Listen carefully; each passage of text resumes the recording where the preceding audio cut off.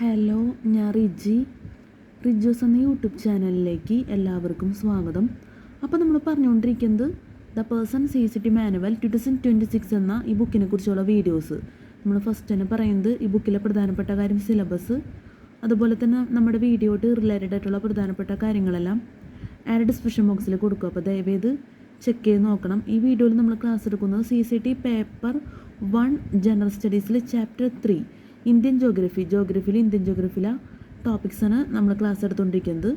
കഴിഞ്ഞ വീഡിയോയിൽ നമ്മൾ ക്ലാസ് എടുത്തത് performance of plantation crops, tea, coffee ആണ് ലാസ്റ്റ് നമ്മൾ പറഞ്ഞ് അവസാനിപ്പിച്ചത്. ഈ വീഡിയോയിൽ നമ്മൾ പറയുന്നത് നാച്ചുറൽ റബ്ബർ നോക്കാം. Natural rubber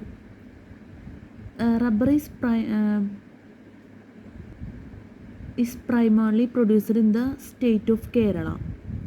Rubber is primarily produced in the state of Kerala and adjoining Kanyakumari district of Tamil Nadu, the traditional rubber growing areas of the country. Rubber is also produced in Tripura, Assam, Meghalaya, Mizoram, Manipur, Goa and coastal Karnataka. Rubber plantations are spread over 5.7 lakh hectares in 16 states of India. Production of natural rubber is dominated by small holdings with an average holding size of 0.5 hectare, which account for 88% of the output. Consumption exceeded domestic production between 2002-2001 and 2003-2004, with some improvement in the yield of natural rubber. Output is expected to exceed consumption of natural rubber in 2004-2005. For development of rubber sector, the government through the rubber board has taken various steps such as conformity with the BIS standards on imported rubber, scheme for export promotion of natural rubber and providing suitable financial technical assistance to the growers. Through the rubber board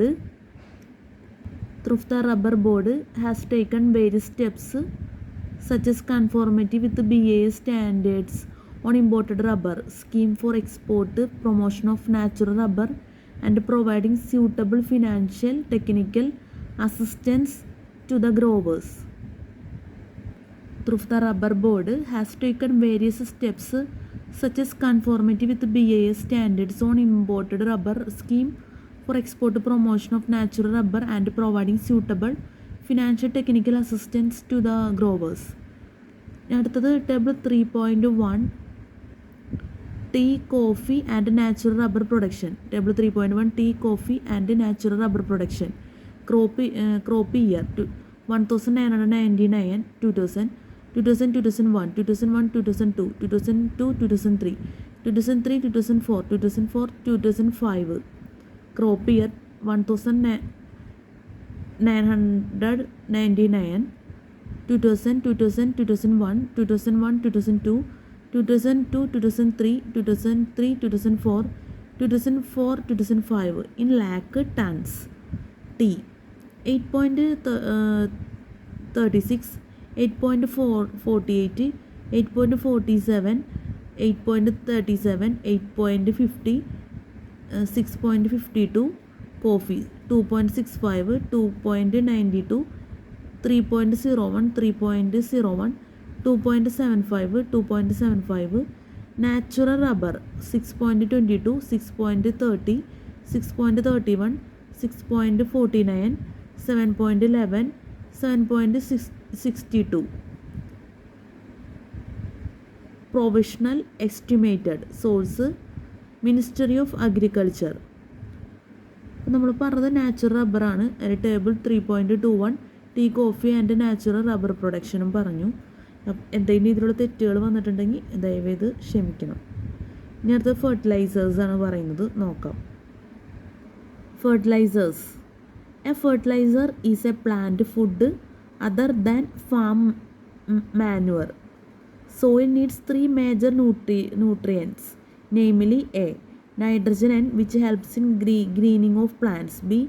Phosphorus, P, which helps in flowering of plants, and C. potassium K, which helps in the fruit forming stage in plants. All crops therefore require 3 doses of fertilizers. Based on these requirements, the chemical fertilizers produced are A. Nitrogenous fertilizers. Urea, which contains about 46% nitrogen. Ammonium sulfate, which contains about 21% nitrogen. Calcium or ammonium nitrate, which contains about 20% nitrogen. Plants need nitrogen for rapid growth and to increase their protein content. B. Phosphatic fertilizers. Single super phosphate SSP, triple super phosphate TSP P2O5. C. Potassium fertilizers K2O. There are also complex fertilizers of several grades of NPK, nitrogen, phosphorus and potassium, which improve the fertility of soil. There are also complex fertilizers of several grades of NPK, nitrogen, phosphorus and potassium, which improve the fertility of soil. അപ്പോൾ നമ്മൾ പറഞ്ഞ fertilisers ആണ് നമ്മൾ പറഞ്ഞത്. Production. India ranks 4th in the world after the USA, Russia and China in production of nitrogenous fertilizers. India ranks 8th in the world in phosphatic fertilizer production. In Asia, India ranks 2nd after China in the production of fertilizers. Potassic fertilizers are not produced in India and are therefore imported. Production നമ്മൾ പറഞ്ഞത്. ഇനി അടുത്തത് energy scenario in India നോക്കാം. Energy scenario in India. Energy scenario ഇവിടെ നിന്നോട്ട് start ചെയ്തിട്ട്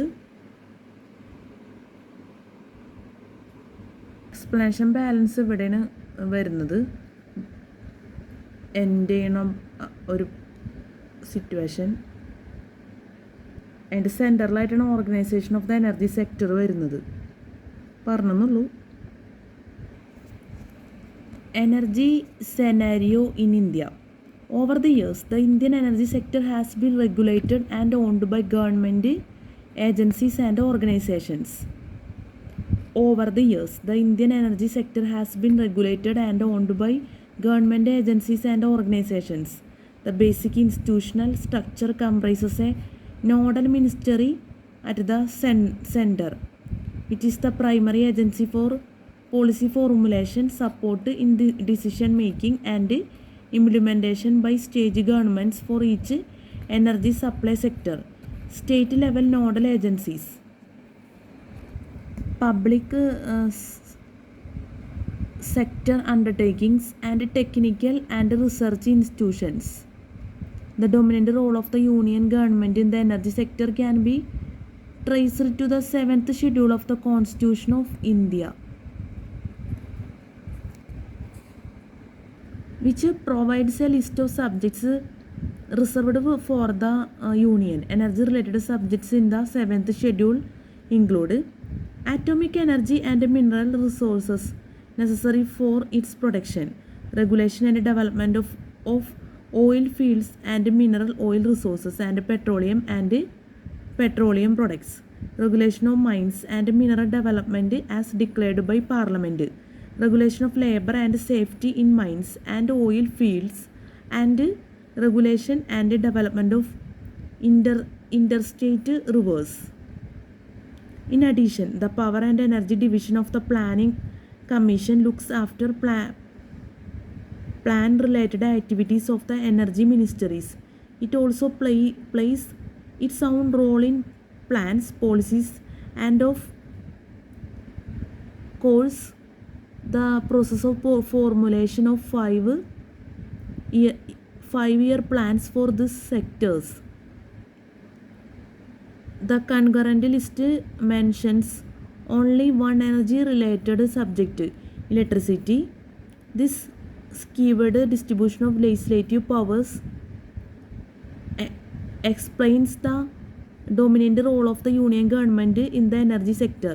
States in India in general have played a limited role in the regulation, promotion or conservation of atomic, petroleum or coal-based energy sources. Their involvement has been mainly in the electricity sector and more recently in the promotion of NRSE, new and renewable source of energy. Their involvement has been mainly in the electricity sector and more recently in the promotion of NRSE, new and renewable source of energy. The organizational framework of the union government and related governmental agencies in the energy sector is depicted in the schematic diagram given below. A multitude of ministries, organizations and agencies are vested with various functions geared towards ensuring sustainable energy development.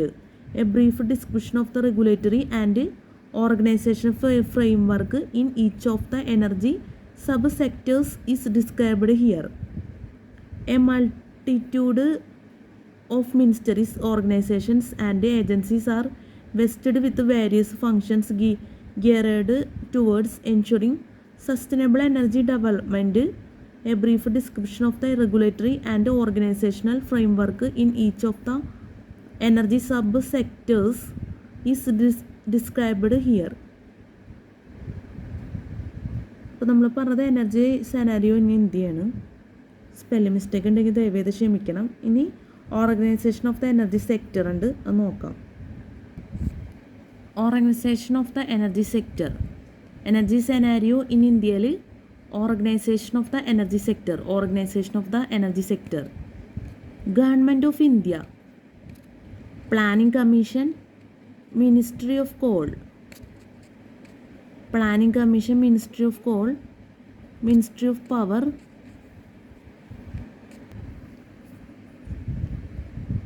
Planning commission, ministry of coal, ministry of power.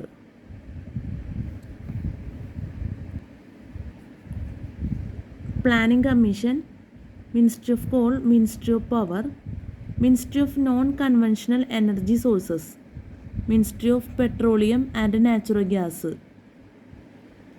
Ministry of Non-Conventional Energy Sources, Ministry of Petroleum and Natural Gas. Planning Commission, Power and Energy Division, Ministry of Coal, CIL,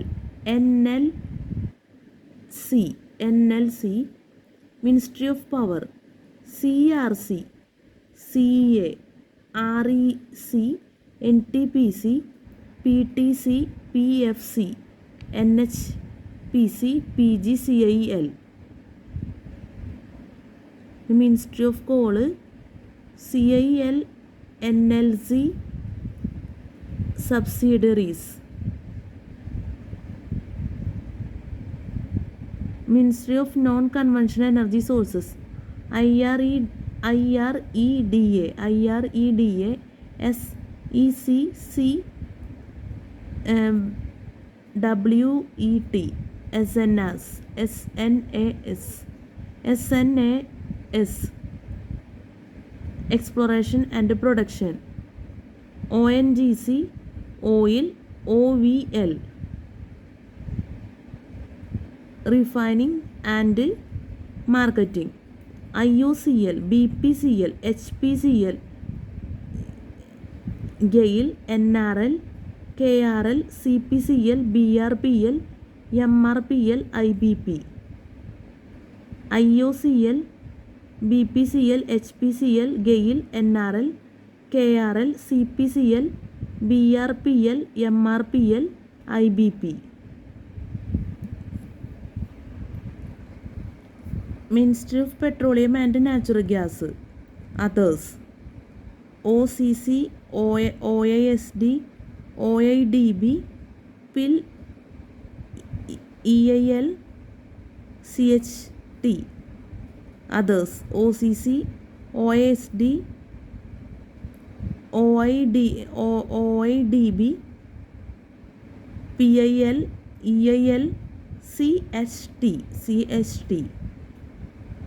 Others OCC, OASD, OIDB, PIL, EIL, CHD. Organization of the energy sector. Government of India. Planning Commission. നമുക്കൊരിക്കൽ കൂടി പറയാം. Organisation of the energy sector. Government of India. Planning commission. Ministry of coal. Ministry of power. Planning commission. Power and energy division. Ministry of coal. Ministry of power. Planning Commission, Power and Energy Division, Ministry of Coal. CIL, NLC, subsidiaries, Ministry of Power, CRC, CA, REC, NTPC, PTC, PFC, NHPC, PGCIL. Ministry of Power, CRC, CA, REC, NTPC, PTC, PFC, NHPC, PGCIL. Ministry of Non-Conventional Energy Sources. Ministry of Non-Conventional Energy Sources. IREDA, SEC, CWET, SNAS. IREDA, SEC, CWET, SNAS.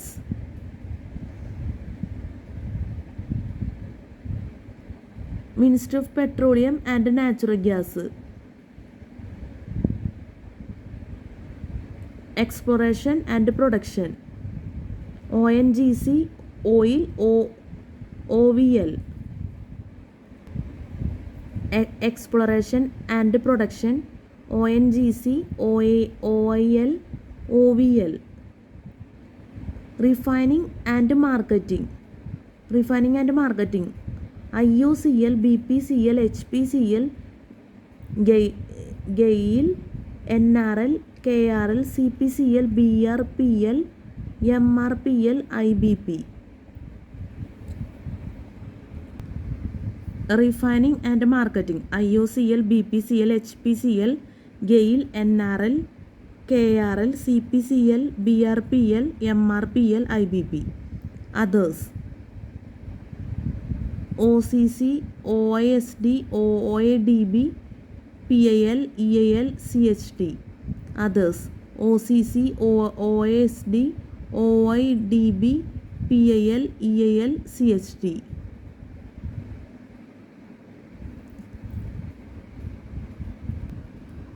AEC, Atomic Energy Commission. ARCS, Atomic Research Centers. BPCL, Bharat Petroleum Corporation Limited.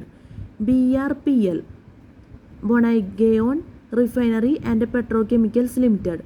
BRPL, Bonnaugaon Refinery and Petrochemicals Limited. BRPL, Bonnaugaon Refinery and Petrochemicals Limited. BRPL, Bonnaugaon Refinery and Petrochemicals Limited. CEA, Central Electricity Authority. CRC, Central Electricity Regulatory Commission. CHT, Center for High Technology. CIL, Coal India Limited. CPCL, Chennai Petroleum Corporation Limited. CWET, Center for Wind Energy Technology. EIL, Engineers India Limited. GAIL, Gas Authority of India Limited. HPCL, Hindustan Petroleum Corporation Limited. IOCL, Indian Oil Corporation Limited. IREDA, Indian Renewable Energy Development Agency. IBPL, Indo-Burma Petroleum Company Limited. KRL, Kochi refineries limited. MRPL Mangalore refinery and petrochemicals limited. NHPC national hydro electric power corporation limited. NHPC national hydro electric power corporation limited. NLC Neyveli lignite corporation limited. NPCIL nuclear power corporation of India limited. NRL Numaligarh refineries limited. NRL Numaligarh refineries limited. NTPC national thermal power corporation limited. OCC oil coordination committee. OIL oil India limited. OIDB oil industry development board. OISD oil industry safety directorate. ONGC oil and natural gas corporation. OVL ONGC Videsh limited. ONGC Videsh limited. PFC power finance corporation.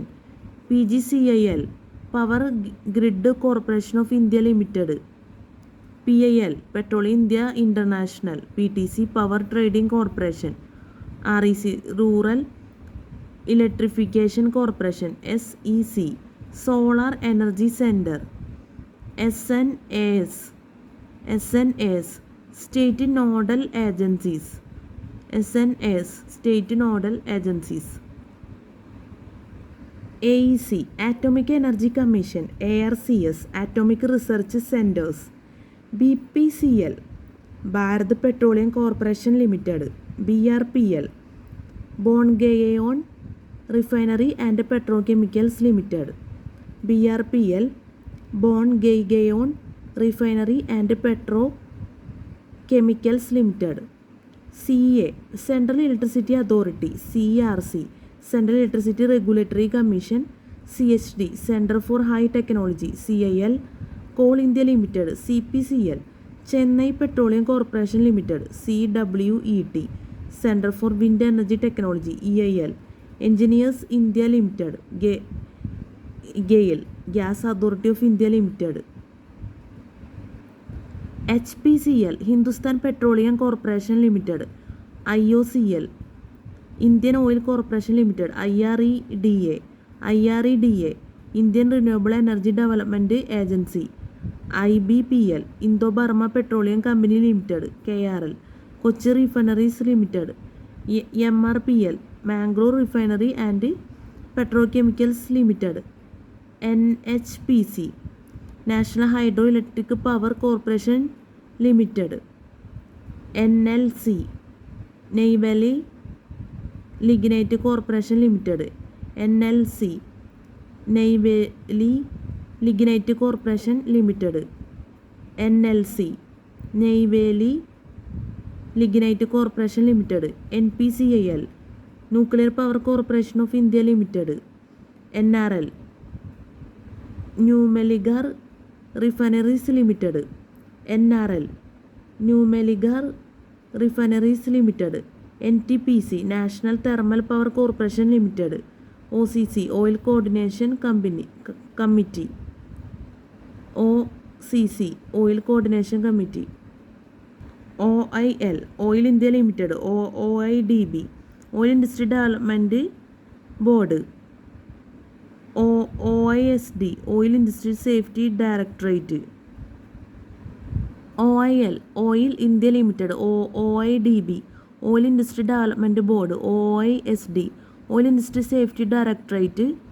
OISD oil industry safety directorate. ONGC oil and natural gas corporation. OVL ONGC Videsh limited. PFC power finance corporation.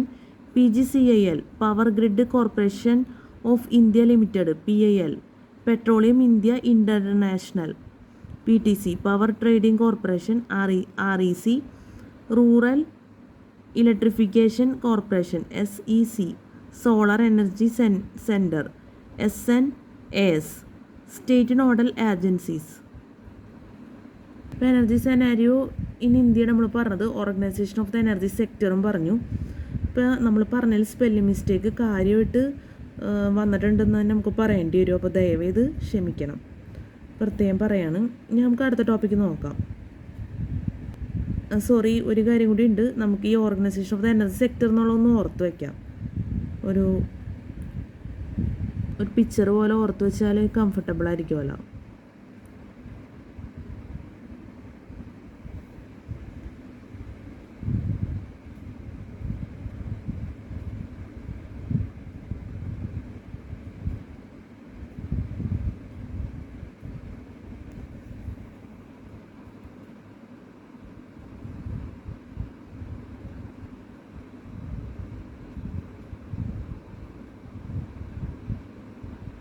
ഇനി നമുക്ക് പറയാനുള്ളത് power.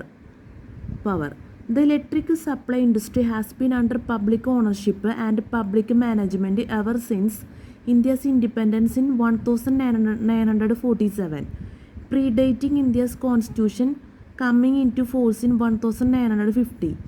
Existing utilities were integrated into 19 state electricity boards (SEBs) under the Electricity Supply Act 1948. These SEBs were and remain part of individual state governments. Individual state governments have the primary responsibility of setting up their own retail electric tariffs. Issues regarding energy, trade and industry are subject to the jurisdiction of both the state and the central governments, thereby opening the door to delays in implementing statutory economic reforms when different points of view arise between the central and state governments. The Ministry of Power (MOP) is responsible for the oversight of India's electricity industry and is concerned with perspective planning and policy formulation in the power sector. The Ministry of Non-Conventional Energy Sources (MNES) covers the entire renewable energy sector, namely solar, wind, hydro, biomass, geothermal and tidal energy sources.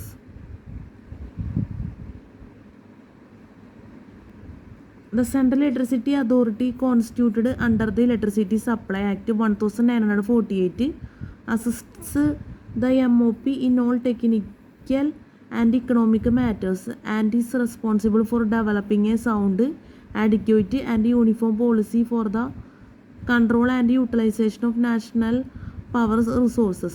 It is also responsible for the techno-economic appraisal of the project reports for the proposed power plants, including those in the private sector. The SEBs generate, transmit and distribute electricity in coordination with the private government-owned generating companies or any other relevant agencies. The SEBs were established in various states pursuant to a mandate contained in the Electricity Supply Act 1948. The structure of the SEBs is changing as part of the reform program. The generation, transmission and distribution functions have been unbundled in a number of states and the entities have been corporatized. Private utilities form the smallest part of the power sector. However, private sector participation is now gaining expectance. The central sector comprises 9 utilities: the National Thermal Power Corporation, the National Hydroelectric Power Corporation, the Northeastern Electric Power Corporation, the Neyveli Lignite Corporation (NLC), the Nathpa Jahakri Power Corporation, the Tehri Hydro Development Corporation, the Damodar Valley Corporation, the Bakra Beach Management Board, and the central sector comprises 9 utilities: the National Thermal Power Corporation, the National Hydroelectric Power Corporation, the Northeastern Electric Power Corporation, the Neyveli Lignite Corporation (NLC), the NATPA Jahangiri Power Corporation, the NATPA Jahangiri Power Corporation, the Tehri Hydro Development Corporation, the Damodar Valley Corporation, the Bakra Beach Management Board, and the Nuclear Power Corporation, which is under the administrative control of the Department of Atomic Energy (DAE) and is responsible for the nuclear power plants. The Power Grid Corporation of India Limited is responsible for all the existing and future transmission projects in the central sector and also for the formation of the national power grid. The Power Finance Corporation provides term finance to projects in the power sector. The Rural Electrification Corporation under the MOP funds programs of rural electrification. The Power Trading Corporation was established to serve as a single point of contact for entering into power purchase agreements with independent power producers on the one hand and the consumers or state utilities on the other. It mainly plays the role of a facilitator in the implementation of the government's mega power policy by limiting long negotiation processes. It mainly plays the role of a facilitator in the implementation of the government's mega power policy by limiting long negotiation process.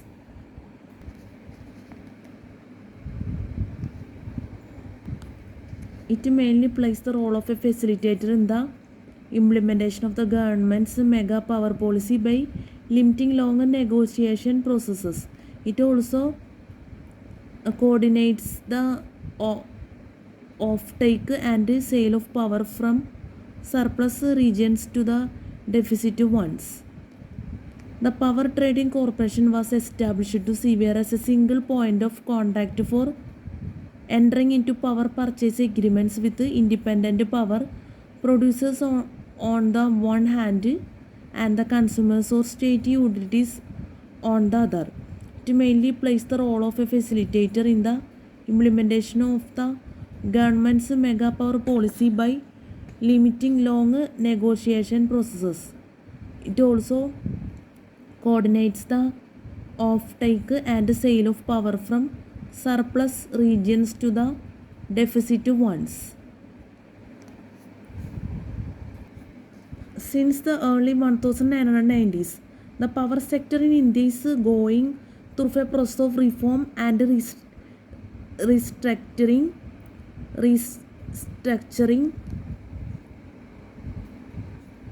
and this has gained momentum since the enactment of the Electricity Regulatory Commissions Act (ERC) Act 1998. Since the early 1990s, the power sector in India is going through a process of reform and restructuring, and this has gained momentum since the enactment of the Electricity Regulatory Commissions Act (ERC) Act 1998. The Central Electricity Regulatory Commission (CERC), the Central Electricity Regulatory Commission (CERC) was constituted by the central government under the provision of the ERC Act. The CERC was also conferred with the powers of tariff fixation. Since then, a number of states have also established their own state commissions. Since the early 1990s, the power sector in India is going through a process of reform and restructuring,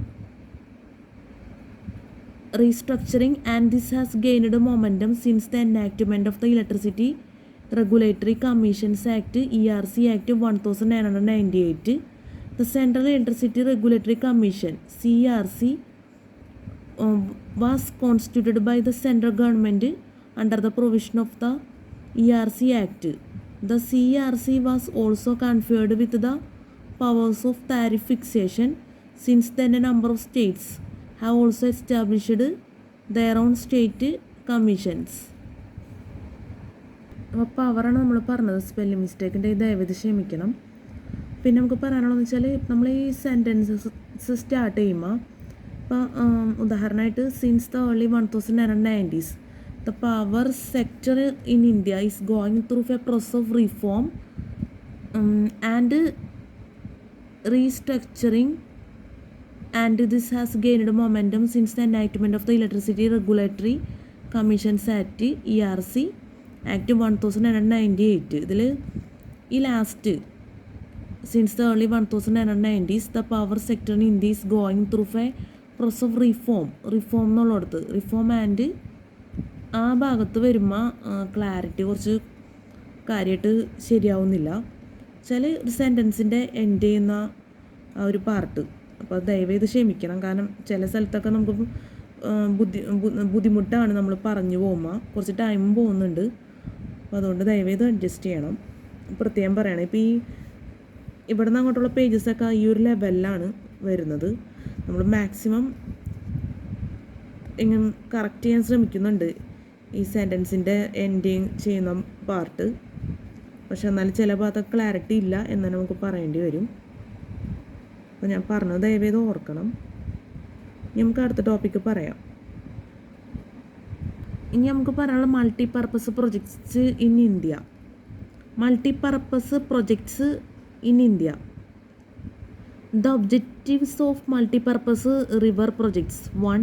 Extension of irrigation facilities by constructing dams to store surplus water during the rainy season for release in summer. 2.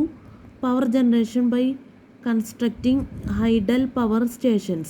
3. Flood control and making rivers navigable.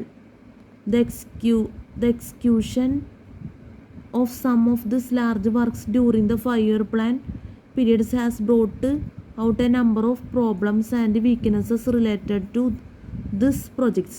A. Irrigation facilities offered by large projects have been poorly utilized. B.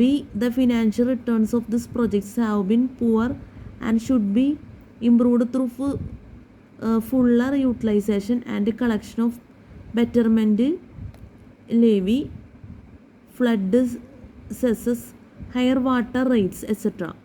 C. Large works require continuous maintenance.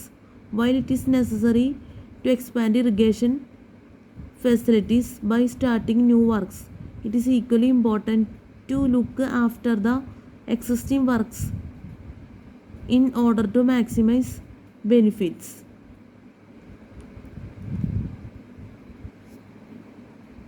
Multipurpose projects in India നമ്മൾ പറഞ്ഞത്. ഈ table 3.22 നോക്കാം. Table 3.22 important projects and their beneficiary states. Table 3.22 important projects and their beneficiary states. Name of the project river purpose beneficiary states. 1. Bhakra Nangal project Sutlej Hoshiarpur district in Punjab. Power and irrigation Punjab, Himachal Pradesh, Haryana and Rajasthan. 1. Bhakra Nangal project Sutlej Hoshiarpur district in Punjab. Power and irrigation Punjab, Himachal Pradesh, Haryana and Rajasthan. The project consists of 1. Bakra Dam, second highest in the world, 518 m long, 226 high. 2. Nangal Dam. 3. Nangal Tidal Channels. 4 powerhouses, biggest in Asia. 2. Damodar Valley Corporation Project, Damodar Power Irrigation Flood Control, Power Irrigation Flood Control, Bihar and West Bengal shared by Madhya Pradesh. The project consists of one Tilaiya Dam, two Konnar Dam, three Maidon Dam, four Panchet Hill Dam, five powerhouses at Bokaro, Durgapur and Chandrapur. The project consists of one Tilaiya Dam, two Konnar Dam, three Maidon Dam, four Panchet Hill Dam, five powerhouses at Bokaro, Durgapur and Chandrapur. Five powerhouses at Bokaro, Durgapur and Chandrapur. Table 3.22 important projects and their beneficiary states in the balance bhagam. Name of the project: River Purpose Beneficiary States. Hirakund, Mahanadi, Power and Irrigation, Orissa. This is a dam project. The main dam is 4,800 m long, 28.9 m high, world's largest mainstream dam. 4. Tungabhadra project. Tungabhadra, tributary of river Krishna. Power and irrigation, Andhra Pradesh and Karnataka. 5. Mayurakshi project. Murali, power and irrigation, West Bengal. 6. Nagarjuna Sagar project, Krishna. Power and irrigation, Andhra Pradesh. 7. Gandak river project.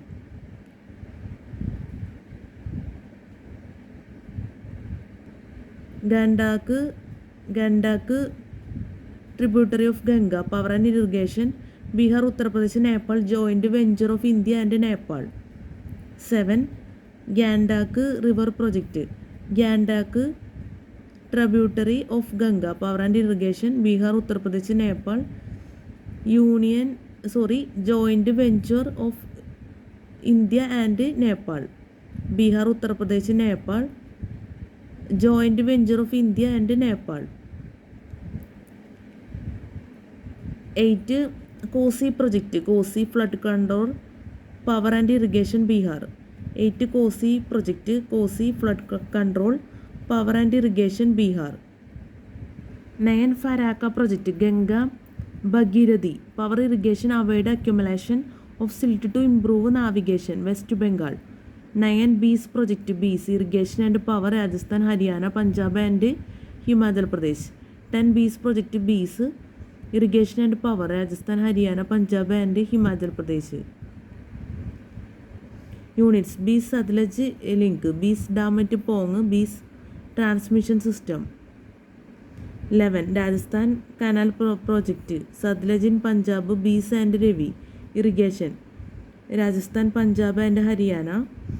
12. Chambal project, Chambal power and irrigation, Madhya Pradesh and Rajasthan. Units: A. Gandhi Sagar Dam, B. Rana Pratap Sagar Dam, C. Jawahar Sagar Dam. 13.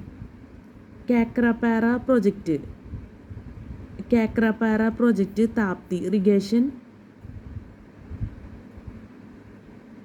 Gujarat. 14. Nagpur power station, Kharadi thermal power, Maharashtra. 15. Ukai project, Tapti power and irrigation, Gujarat. 16. Tawa project, Tawa Narmada irrigation, Madhya Pradesh. 17. Poonchampad project, Godavari irrigation, Andhra Pradesh. 18. Malaprabha project, Malaprabha irrigation, Karnataka. 19. Durgapur barrage, Damodar irrigation navigation between Kolkata and Raniganj, West Bengal and Bihar. 19. Durgapur barrage, Damodar irrigation navigation between Kolkata and Raniganj, West Bengal and Bihar. Table 3.22 important projects and their beneficiary സ്റ്റേറ്റ്സിൻ്റെ balance ഭാഗമാണ് വരുന്നത്. ഇതോടുകൂടി അവസാനിക്കും. 31 വരെ വരുന്നുണ്ട്, നോക്കാം. Name of the project, river, purpose, beneficiary states. 20 Mahi irrigation Gujarat. 21 Mahanadi delta project, Mahanadi irrigation Orissa. 22 Idukki project, Periyar hydro electricity Kerala. 23 Koyna project, Koyna hydro electricity Maharashtra. 24 upper Krishna project, Krishna irrigation Karnataka.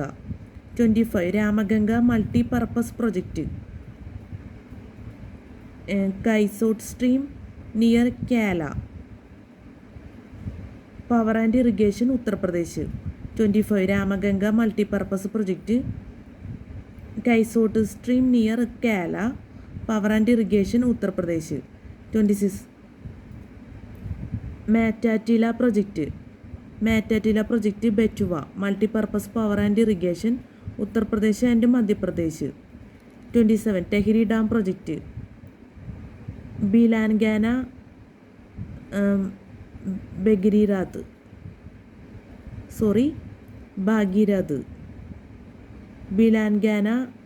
ഭാഗീരഥ് hydro electricity Uttar Pradesh. 27 Tehri dam project, Bhilangana Bhagirath hydro electricity Uttar Pradesh. 28 Narmada Sagar valley project, Narmada Madhya Pradesh, Gujarat, Rajasthan and Maharashtra. 29 Obra power station, Obra thermal power Uttar Pradesh. 30 Rihand hydro electricity Uttar Pradesh. 31 Kundah project, hydro electricity and irrigation Tamil Nadu. 31 Kundah project, hydro electricity and irrigation Tamil Nadu. The project was conceived in 1947 and the foundation stone laid by Jawaharlal Nehru. However, due to ecological reasons, the project is still subject to public agitations and demonstrations. M.S. Mehta Patkar leads the Narmada Bachao Andolan. Miss Mehta Patkar leads the Narmada Bachao Andolan. Miss Mehta Patkar leads the Narmada Bachao Andolan. അപ്പോൾ നമ്മൾ പറഞ്ഞത് table 3.22 important projects and their beneficiary States ആണ് നമ്മൾ പറഞ്ഞത്. നമ്മുടെ ക്യാമറയുടെ clarity പോയി. അപ്പോൾ ഫ്ലാഷ് ഓൺ ആക്കിയിട്ടാണ് നമ്മൾ വീഡിയോ ചെയ്യുന്നത്, എന്നുള്ള പ്രത്യേകത കൂടി ഉണ്ട്. അപ്പോൾ എന്തായാലും നമ്മൾ പറഞ്ഞ ഈ ടോപ്പിക്കിൽ സ്പെല്ലിംഗ് മിസ്റ്റേക്ക് ഉണ്ട്, കാര്യരീതി തന്നെ വരാൻ സാധ്യതയുണ്ട് സ്പെല്ലിംഗ് മിസ്റ്റേക്ക്. അപ്പോൾ ദയവേത് ക്ഷമിക്കണം. ഇനി നമുക്ക് അടുത്ത ടോപ്പിക്ക് നോക്കാം. ഇതിൽ 31 ആണ് വരുന്നത്. നെയിം ഓഫ് ദ പ്രൊജക്റ്റ് എന്നുള്ളിടത്ത് table 3.22 important projects and their beneficiary States.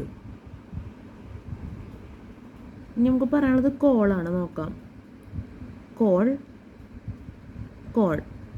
Under the constitution of India, the power to regulate mines and mineral development lies with both the central government and the state governments.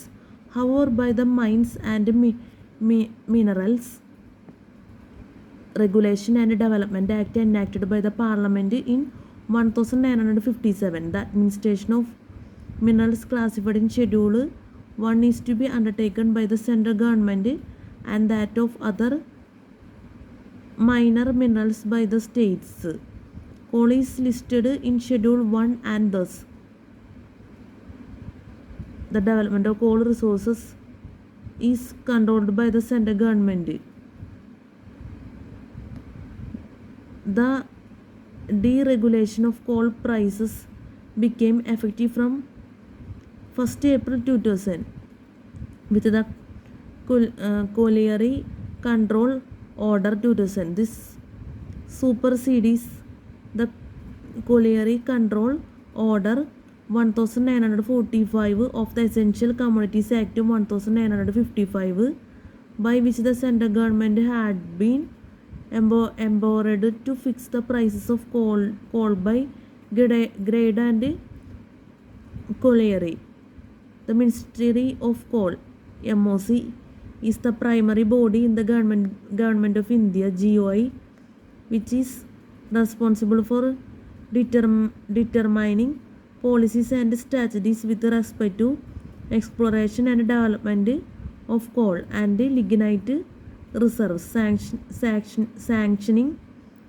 sanctioning of important projects of high value, and deciding all related issues under the administrative control of the MOC.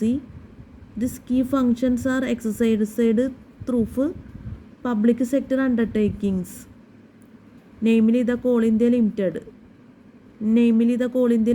CIL, and NLC. The MOC also acts in close association with the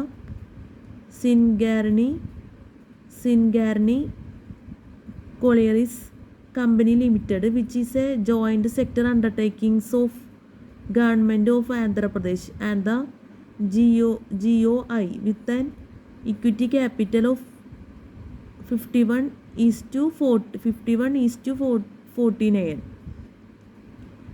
The CL is the apex body for exploration, production, and distribution of coal, and for implementing policy guidelines developed by the MOC. It monitors the performance of its 8 subsidiary companies and is involved in the long-term planning, conservation, and R&D research and development in mining. 7 of CIL's subsidiaries, namely the ECL, Eastern Coalfields Limited, the BCCL, Bharat Coking Coal Limited, the CCL, Central Coalfields Limited, the NCL, Northern Coalfields Limited, the WCL, Western Coalfields Limited, the SECL, Southeastern Coalfields Limited, and the MCL, Mahanadi Coalfields Limited, are coal producing companies directly engaged with the extraction and distribution of coal. The Central Mine Planning and Design Institute Limited,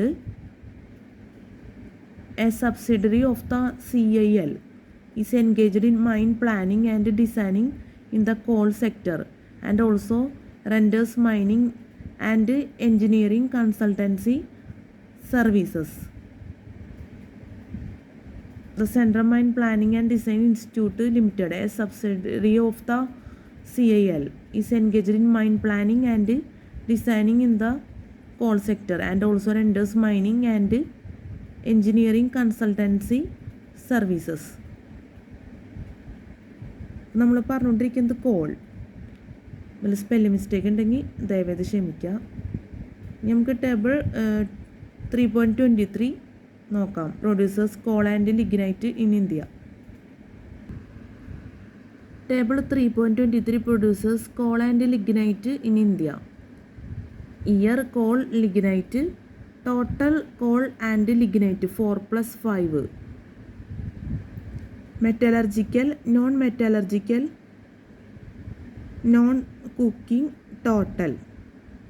metallurgical, non metallurgical, non cooking, total. 1995, 1996,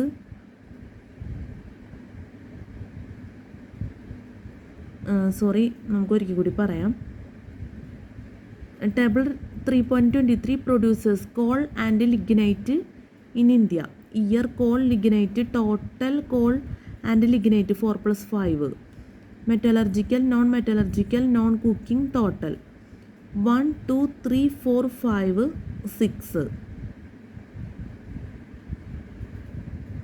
1995, 1996, 23.53, 16.57, 230.03, 270.13, 22.14, 292.27, 1996, 1997, 22.64, 17.90, 245.12, 285.66, 22.54, 308.20,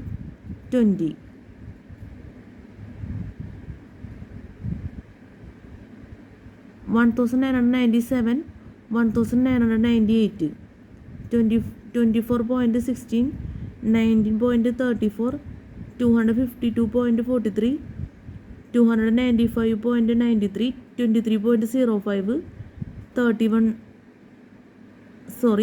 318.98, 318.98, 1998, 1999, 23.82, 15.36, 253.09, 292.27, 23.42, 315.69, 1999, 2000, 21.23, 12.02, 266.72, 299.97, 22.12, 322.09, 2000, 2001, 19.31, 11.77, 278.55, 309.63, 22.95, 332.58, 2001, 2002, 17.96, 17.96, 10.71, 299.12, 327.79, 24.81, 352.60, 2002, 2003, 18.35, 11.84, 311.08, 341.27, 26.02, 367.29, 2003, 2004, 18.28, 11.12, 331.77, 361.70, 27.96, 389.13, 2003, 2004, 10.85, 6.63, 201.62, 219.10, 70.45, 236.57, 2003, 2004, 10.85, 6.63, 201.62, 219.10, 17.45, 236.57, 2004, 2005, P 11.46, 6.50, 212.85, 233.25, 80.76, 252.03, 2004, 2005, P 11.46, 6.50, 212.85, 233.25, 18.76, 252.03, including Meghalaya coal. Figures for April, December, P equal provisional data. അപ്പോൾ table 3.23 producers call and lignite in India നമ്മൾ പറഞ്ഞത്. നമ്മൾ number പറഞ്ഞതിൽ തെറ്റുണ്ടെങ്കിൽ ദയവേത് ക്ഷമിക്കണം. ഇനി നമുക്ക് അടുത്തത് പെട്രോളിയം ആൻഡ് നാച്ചുറൽ ഗ്യാസ് ആണ് പറയാനുള്ളത്. നോക്കാം. Petroleum and natural gas. Petroleum and natural gas. The legal framework for the Exploration and production of oil and gas is mainly provided by the Oil Fields Development and Regulation Act 1948. The legal framework for the exploration and production of oil and gas is mainly provided by the Oil Fields Development and Regulation Act 1948 and the Petroleum and Natural Gas Rules 1959. The act was amended in 1999 to include the new exploration licensing policy. The downstream sector is mainly regulated by the Indian Petroleum Act and a number of orders passed by the government under the Essential Commodities Act. The Ministry of Petroleum and Natural Gas MOPNG oversees the entire chain of activities in the oil industry, including exploration and production of crude oil and natural gas, refining, distribution and marketing of petroleum products and natural gas, and export and import of crude oil and petroleum products. The Ministry of Petroleum and Natural Gas MOPNG oversees the entire chain of activities in the oil industry, including exploration and production of crude oil and natural gas, refining, distribution and marketing petroleum products and natural gas, and exports and imports of crude oil and petroleum products. Petroleum and natural ഗ്യാസാണ് നമ്മൾ പറഞ്ഞത്. ഇനി അടുത്തത് വരുന്നത് organisations under the purview of the MOPNG. Organization under the purview of the MOPNG.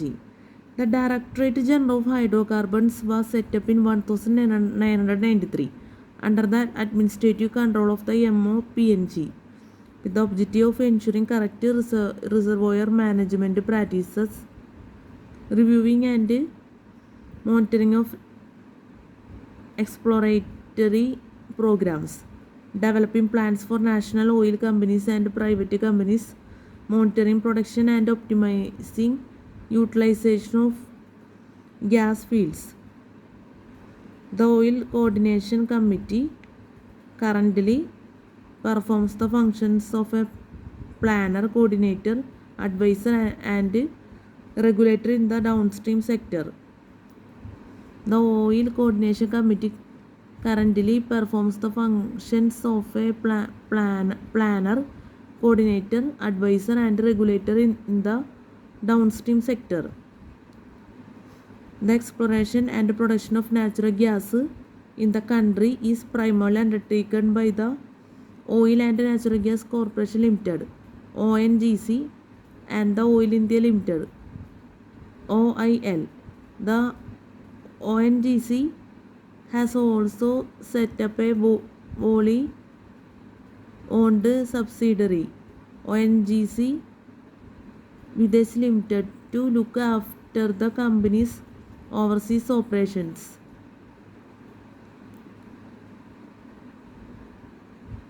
The ONGC has also set up a wholly owned subsidiary, ONGC Videsh Limited, to look after the company's overseas operations. The Gas Authority of India Limited (GAIL) is responsible for transportation and marketing of natural gas.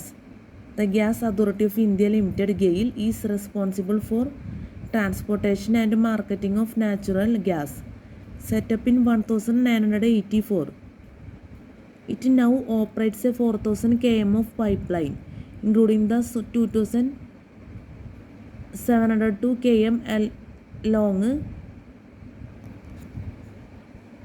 Hazira-Bijapur Jagadishpur pipeline extending from the western coast to North India, and over 1,300 km of pipeline in different states.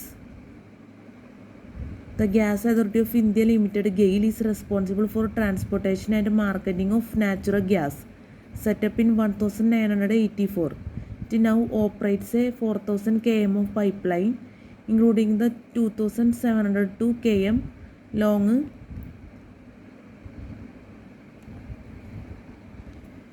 Hasra Bijaypur Jagadishpur pipeline extending from the western coast to North India and over 1300 km of pipeline in different states.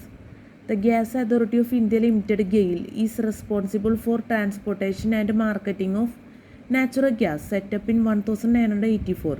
It now operates a 4000 km of pipeline, including 2702 km long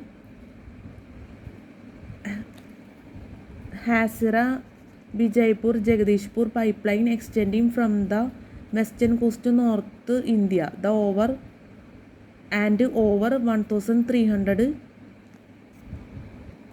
km of pipeline in different states. The Gas Authority of India Limited GAIL is responsible for transportation and marketing of natural gas, set up in 1984. It now operates a 4000 km of pipeline, including the 2702 km long Hasra Bijaypur Jagadishpur pipeline extending from the western coast to North India and over 1300 km of pipeline in different states. Other organizations in the Indian petroleum and natural gas sector include the Oil Industry Safety Directorate, which develops standards and codes for safety and firefighting training, programs, information dissemination, etc. The Oil Industry Development Board, which provides financial and other assistance for conductive development of the oil industry. The Engineers India Limited, which provides engineering and consulting services to the petroleum industry. The Center for High Technology, which coordinates and funds research work in refining and marketing. And the Petroleum India International, which provides a technological and managerial expertise to companies board abroad. And the Petroleum India International, which provides technological and managerial expertise to companies abroad.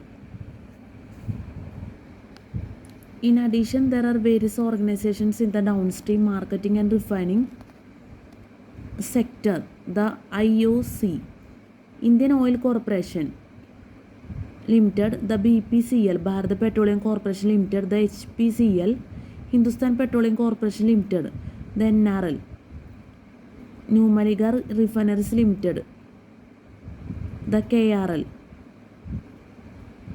Kyoke Refineries Limited, the CPCL, Chennai Petroleum Corporation Limited, and the BRPC, Bongaigaon Refineries and Petrochemicals Corporation, and the BRPC, Bongaigaon Refineries and Petrochemicals Corporation. In the public sector, the MRPL, Mangalore Refinery and Petrochemicals Limited, in the joint sector, and the RPL, Reliance Petroleum Limited. In the private sector, the IBP, Indo-Burma Petroleum Company Limited, is engaged only in the marketing of petroleum products. In addition, there are various organizations in the downstream marketing and refining sector. The IOC, Indian Oil Corporation Limited, the BPCL, Bharat Petroleum Corporation Limited, the HPCL, Hindustan Petroleum Corporation Limited, the NRL, Numaligarh Refineries Limited, the KRL, Kyoke Refineries Limited, the CPCL, Chennai Petroleum Corporation Limited, and the BRPC, Bongaigaon Refineries and Petrochemicals Corporation. In the public sector, the MRPL, Mangalore Refinery and Petrochemicals Limited. In the joint sector, and the RPL, Reliance Petroleum Limited. In the private sector, The IBP, Indo-Burma Petroleum Company Limited, is engaged only in the marketing of petroleum products. Gas is marketed by smaller regional companies in India by the Mahanagar Gas Limited, a joint venture between GAIL and British Gas in Mumbai, Maharashtra, Gujarat Gas Company in the cities of Surat, Baruk and Ankleshwar in Gujarat. The Baroda Municipal Corporation in the city of Baroda, Gujarat, and Indraprastha Gas Limited, a joint venture between GAIL, BPCL and the government of Delhi in the National Capital Territory. Gas is marketed by smaller regional companies in India by the Mahanagar Gas Limited, a joint venture between GAIL and British Gas in Mumbai, Maharashtra, Gujarat Gas Company in the cities of Surat, Baruk and Ankleshwar in Gujarat. The Baroda Municipal Corporation in the city of Baroda, Gujarat, and Indraprastha Gas Limited, a joint venture between GAIL, BPCL and the government of Delhi in the National Capital Territory. Organizations under the purview of the MOPNG നമ്മൾ പറഞ്ഞത് spelling mistake ഉണ്ടെങ്കിൽ ദയവേത് ക്ഷമിക്കണം. പിന്നെ നമുക്കൊരു mistake പറ്റി. നമ്മൾ സാധാരണ ഈ വീഡിയോ എടുക്കുന്നത് JTPയുടെ മൈക്ക് വെച്ചാണ് ഇപ്പോൾ നമ്മൾ വീഡിയോ എടുത്തുകൊണ്ടിരിക്കുന്നത്. ഫസ്റ്റൊക്കെ നമ്മൾ ചാനൽ തുടങ്ങിയ ടൈമിലൊക്കെ K8ൻ്റെ മൈക്രോഫോൺ വെച്ചാണ് ചെയ്തിരുന്നത്. ഇപ്പം നമ്മൾ ചെയ്യണ JTPയുടെ മൈക്ക് RFൻ്റെ പ്രോബ്ലംസ് ഉണ്ട്. റേഡിയോ ഫ്രീക്വൻസിയുടെ സൗണ്ടും കാര്യങ്ങളൊക്കെ വരുന്നതുകൊണ്ട് തന്നെ നമുക്ക് കോൺസെൻട്രേഷൻ കിട്ടില്ല. അതുകൊണ്ട് നമ്മൾ ഫ്ലൈറ്റ് മോഡ് ഓണാക്കിയിട്ടാണ് സാധാരണ നമ്മൾ വീഡിയോ ചെയ്തിരുന്നത്. ഇതിന് മുന്നേ ചെയ്ത വീഡിയോ ഒക്കെ അങ്ങനെ നമ്മൾ ചെയ്തിരുന്നത്. ഫ്ലൈറ്റ് മോഡ് നമ്മൾ ഓണാക്കിയിടും, എന്നിട്ട് റിസീവർ നമ്മൾ അവോയ്ഡ് ചെയ്തിട്ട് മൈക്രോഫോൺ മാത്രം യൂസ് ചെയ്തിട്ടാണ് നമ്മൾ വീഡിയോ ചെയ്തിരുന്നത്. പക്ഷേ ഇന്ന് എനിക്കൊരു തെറ്റ് പറ്റിപ്പോയി. റേഡിയോ ഫ്രീക്വൻസിയുടെ സൗണ്ട് കാര്യമായിട്ട് വരാൻ സാധ്യതയുണ്ട്. കാരണം നമ്മൾ ഫ്ലൈറ്റ് മോഡ് ഓണാക്കാൻ മറന്നുപോയി. അപ്പോൾ അതുകൊണ്ട് തന്നെ റേഡിയോ ഫ്രീക്വൻസിയുടെ സൗണ്ട് കാര്യമായിട്ട് വരാൻ സാധ്യതയുണ്ട്. അപ്പോൾ ദയവേത് ക്ഷമിക്കണം എന്ന് പറയാനാണ് ഞാൻ വരുന്നത്. ഇതിന് മുന്നേ നമ്മൾ അപ്ലോഡ് ചെയ്ത എല്ലാ വീഡിയോസിലും നമ്മൾ ക്ഷമ ചോദിക്കാറുണ്ട്. ഇങ്ങനത്തെ RFൻ്റെ പ്രോബ്ലംസ് ഉള്ളതുകൊണ്ട് തന്നെ നിങ്ങൾക്ക് തീരെ താല്പര്യം ആവില്ല. കാരണം നമ്മുടെ കോൺസെൻട്രേഷൻ നഷ്ടപ്പെടുന്ന ഒരു അവസ്ഥ വരുന്നുണ്ട്. ഇനിയിപ്പോൾ ഈ വീഡിയോ ഡിലീറ്റ് ചെയ്യേണ്ടെന്നാണ് വിചാരിച്ചിട്ടാണ് നമ്മൾ അഡ്വാൻസ്ഡായിട്ട് തന്നെ ക്ഷമ ചോദിക്കുന്നത്. അപ്പോൾ റേഡിയോ ഫ്രീക്വൻസിയൊക്കെ നിങ്ങൾ ദയവേത് ക്ഷമിക്കണം. ഇപ്പോൾ നമ്മൾ ലാസ്റ്റ് മൊമെൻറ്റിലാണ് ഫ്ലൈറ്റ് മോഡ് ഓൺ ആക്കിയേക്കുന്നത്. പക്ഷെ കാര്യമില്ല, ഇത് നമ്മൾ ഓർഡിനറി വീഡിയോ ചെയ്യാമെന്നുള്ള രീതിയിലാണ് നമ്മൾ വീഡിയോ അപ്ലോഡ് ചെയ്യാമെന്ന് വിചാരിച്ചത്, സാധാരണ നമ്മുടെ വീഡിയോ എന്നുള്ള രീതിയിൽ. പക്ഷേ എനിക്ക് തോന്നുന്നില്ല ഈ വീഡിയോ സ്പെഷ്യൽ ക്ലാസ്സസ് എന്ന് പറഞ്ഞാൽ ചിലപ്പോൾ അപ്ലോഡ് ചെയ്യേണ്ടി വരും. റേഡിയോ ഫ്രീക്വൻസിയുടെ സൗണ്ട് കാര്യമായിട്ടുണ്ടെങ്കിൽ നമ്മൾ the person CSAT Manual 2026 special classes എന്ന് പറഞ്ഞായിരിക്കും ഈ വീഡിയോ അപ്ലോഡ് ചെയ്യുന്നത്. ഈ ടോപ്പിക്ക് തന്നെ നമുക്ക് വീണ്ടും വീഡിയോ ചെയ്യേണ്ടി വരും. കാരണം എൻ്റെ ഭാഗത്തുനിന്ന് തെറ്റുപറ്റിയതാണ്, നമ്മളത്ര ഓർത്തില്ല. ഒന്നാമത്തെ കാര്യം ഫ്ലൈറ്റ് മോഡൊക്കെ നമ്മൾ ഓണാക്കാൻ മറന്നു പോകും, പറഞ്ഞിട്ട് കാര്യമില്ല. ഇതിന് മുന്നേ നമ്മൾ ചെയ്ത വീഡിയോ ഒക്കെ നമ്മൾ ഫ്ലൈറ്റ് മോഡ് ഓണാക്കിയിട്ടാണ് ചെയ്തേക്കുന്നത്. ഇതിപ്പോൾ എന്ന് വെച്ചാൽ ഒരു മിനിമത്തിൽ നമ്മൾ വീഡിയോ വാച്ച് ചെയ്യണം, എങ്കിൽ മാത്രമേ നമ്മൾ ഫ്ലൈറ്റ് മോഡ് ഓണാക്കിയിട്ട് അപ്ലോഡ് ചെയ്ത വീഡിയോസും നിങ്ങൾക്ക് റേഡിയോ ഫ്രീക്വൻസിയുടെ സൗണ്ടിൽ നിന്നൊരു ഫ്രീ ആയിട്ടുള്ള സിറ്റുവേഷൻ ലഭിക്കുള്ളൂ. അല്ലെങ്കിൽ ഹൈ വോളിയത്തിലിട്ടാണ് നിങ്ങൾ വീഡിയോ വാച്ച് ചെയ്യണമെങ്കിൽ ശരിക്കും RFൻ്റെ സൗണ്ട് നിങ്ങൾക്ക് എന്താ പറയുക വാച്ച് ചെയ്യേണ്ടതായിട്ട് വരും. അതുകൊണ്ട് എല്ലാ വീഡിയോസും നിങ്ങൾ മിനിമത്തിലിട്ട് വാച്ച് ചെയ്യണം എന്നാണ് നമുക്ക് പറയാനുള്ളത്, ഒരു റിക്വസ്റ്റ് എന്നുള്ള രീതിയിൽ. അപ്പോൾ അങ്ങനത്തെ രീതിയിൽ നിങ്ങൾ വീഡിയോ വാച്ച് ചെയ്യണമെങ്കിൽ പിന്നെ റേഡിയോ ഫ്രീക്വൻസിയുടെ സൗണ്ട് അധികം നിങ്ങൾക്ക് എന്താ പറയുക ഫീൽ ചെയ്യില്ല. അല്ലെങ്കിൽ അതൊരു കോൺസെൻട്രേഷനൊക്കെ എഫക്റ്റ് ചെയ്യുന്നൊരു കാര്യം ആയതുകൊണ്ട് അത് ശരിയാവില്ല. വീഡിയോൻ്റെ ക്വാളിറ്റി ആണെങ്കിലും ഓഡിയോ ക്വാളിറ്റി എല്ലാത്തിനും ബുദ്ധിമുട്ട് വരുത്തും എന്ന് തന്നെ നമുക്ക് പറയേണ്ടി വരും. ഈ ഒരു സിറ്റുവേഷൻ നമ്മൾ ചില സമയത്തൊക്കെ നമുക്ക് അറിയില്ലായിരുന്നു ഈ ഫ്ലൈറ്റ് മോഡ് ഓൺ ആക്കിയിട്ടാണ് ചെയ്യണമെന്നുള്ളത്. അതുകൊണ്ട് തന്നെ നമ്മൾ റിസീവർ ഒഴിവാക്കിയിട്ട് മൈക്രോഫോൺ മാത്രം യൂസ് ചെയ്തിട്ടാണ് നമ്മൾ കുറേ വീഡിയോ ചെയ്തത്. അതും ആ വീഡിയോയിലും RFൻ്റെ പ്രോബ്ലംസ് വരുന്നുണ്ട്. പിന്നെ നമ്മളിത് പുതിയതായിട്ട് മനസ്സിലാക്കിയൊരു കാര്യമാണ്, ഈ RFൻ്റെ പ്രോബ്ലംസ് ഒഴിവാക്കാൻ വേണ്ടി ഞാൻ നേരത്തെ പറഞ്ഞ പോലെ റിസീവർ ഒഴിവാക്കുക, അതുപോലെ തന്നെ മൈക്രോഫോൺ മാത്രം യൂസ് ചെയ്തിട്ട് ഫ്ലൈറ്റ് മോഡ് ഓൺ ആക്കിയിട്ട് വീഡിയോ ചെയ്യുന്ന ഒരു മെത്തേഡ്. ആ രീതിയിലാണ് ഇപ്പോൾ നമ്മൾ ചെയ്തുകൊണ്ടിരിക്കുന്നത്. പക്ഷേ ഇന്ന് ഞാൻ പറഞ്ഞല്ലോ, ഈ ഒരു എന്താ പറയുക, ഒരു അവസ്ഥ നമുക്ക് ഫേസ് ചെയ്യേണ്ടി വന്നു. ഇനി ഇത്രയും ടൈം നമ്മുടെ ശരിക്കും പറഞ്ഞാൽ നഷ്ടമായി എന്ന് പറയേണ്ടി വരും ഇപ്പോൾ റേഡിയോ ഫ്രീക്വൻസിയുടെ സൗണ്ട് ഉണ്ടെങ്കിൽ. കാരണം വീണ്ടും ഈ വീഡിയോ ചെയ്യേണ്ട ഒരു സിറ്റുവേഷൻ എന്ന് പറഞ്ഞാൽ ഈ ഒരു അവസ്ഥയിൽ നമുക്ക് ടൈമിന് വളരെ വാല്യൂ ഉണ്ട്. പക്ഷെ നമുക്ക് ചെയ്യേണ്ടതായിട്ട് തന്നെ വരും. അപ്പോൾ ദയവേത് ക്ഷമിക്കാം. RFൻ്റെ പ്രോബ്ലംസ് അവസാനമായിട്ട് പറയാണ്. ഇത് വളരെ പ്രധാനപ്പെട്ട കാര്യമാണ്. തെറ്റായ കമൻസൊക്കെ വരാൻ സാധ്യതയുള്ളതുകൊണ്ടാണ് റിപ്പീറ്റ് ചെയ്ത് പറയുന്നത്. ഇതിന് മുന്നേ നമ്മൾ അപ്ലോഡ് ചെയ്ത വീഡിയോസിലൊക്കെ പ്ലീസ് ഫോർഗിവ്നെസ്സസ് RF എന്നൊക്കെ പറഞ്ഞിട്ടാണ് ഞാൻ അപ്ലോഡ് ചെയ്തേക്കുന്നത്. ആ വീഡിയോ ഒക്കെ നിങ്ങൾ വാച്ച് ചെയ്തിട്ടുണ്ടെങ്കിൽ മനസ്സിലായിട്ടുണ്ടാവും. അപ്പോൾ എന്തായാലും നമുക്ക് അടുത്ത വീഡിയോയിൽ ചെയ്യുന്ന ടോപ്പിക്ക് ഞാൻ വെറുതെ പറയണേ. ഈ വീഡിയോ നമുക്ക് ഉറപ്പില്ല സാധാരണ നമ്മുടെ ദ പേഴ്സൺ CSAT Manual 2026 എന്ന് പറഞ്ഞ വീഡിയോ ആയിട്ട് തന്നെ അപ്ലോഡ് ചെയ്യാൻ പറ്റുമോ എന്നുള്ളത്. എന്നാലും നമ്മൾ അടുത്ത വീഡിയോയിൽ ചെയ്യുന്ന ടോപ്പിക്സ് ജസ്റ്റ് ഒന്ന് പറഞ്ഞു പോവുകയാണ് സാധാരണ പറയണ പോലെ തന്നെ. നമുക്ക് നോക്കാം. അല്ലെങ്കിൽ ഈ വീഡിയോ തന്നെ നമ്മൾ വീണ്ടും അടുത്ത നിമിഷങ്ങൾക്കുള്ളിൽ തന്നെ നമ്മൾ അപ്ലോഡ് ചെയ്യും. നമ്മൾ വീഡിയോ ചെയ്തിട്ട് ഫ്ലൈറ്റ് മോഡ് നമുക്ക് ഓണാക്കിയിടാൻ വേറെ എന്തെങ്കിലും രീതി ഉണ്ടോയെന്ന് അറിയില്ല. നമ്മുടെ ഫോണിൻ്റെ സെറ്റിങ്സിലൊക്കെ ഉണ്ടാവാൻ വഴിയില്ല. എന്നാലും ഞാനങ്ങനെ ആഗ്രഹിച്ചു പോയി. കാരണം ഇനിയിപ്പോൾ റിപ്പീറ്റ് ചെയ്ത് തന്നെ നമ്മൾ വീഡിയോ ചെയ്യേണ്ടതായിട്ട് വരും. എന്തായാലും നമുക്ക് നോക്കാം. അടുത്ത വീഡിയോയിൽ ചെയ്യുന്ന topic natural gas, availability and utilization of natural gas, major projects implemented in the last decade.